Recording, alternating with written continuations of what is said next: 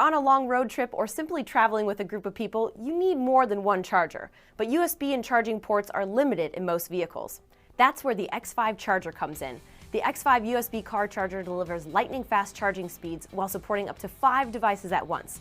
Its intelligent recognition technology identifies your device, adjusts to its capabilities, and delivers the fastest charge for that device.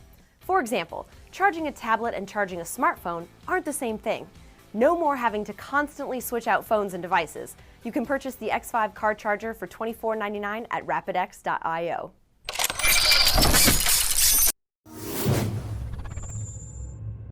Hi, I'm Jeffrey Simon. And howdy, I'm Mark Newberger. We're the inventors of the original and patented vehicle seat gap filler drop stop. We're here today to show you how to install your very own drop stop in your vehicle.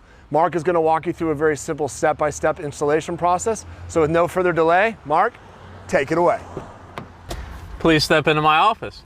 Now, the first and most important step to installing your drop stop, the number one step, is to put this seat back, this part of your seat, all the way back like this to where it's almost flat. If you don't do this, it makes it very difficult to install, and as you can see, it opens up the gap area and makes it very easy to get your hands down.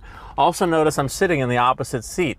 If you sit in the same seat you're installing in, your butt's going to push that seat cushion up against the gap and make it also very difficult to install. Now, the next step is to use DropStop's patented seatbelt slot. Right here, it goes around the seatbelt just like this. So that's the first thing. You push your hands like this all the way down till you get it all the way to the bottom of that belt. Then, because DropStop's squishy and stretchy, you stretch it, you pull it tight all the way from the front like this, and while it's tight, you push it down like this and make it super streamlined.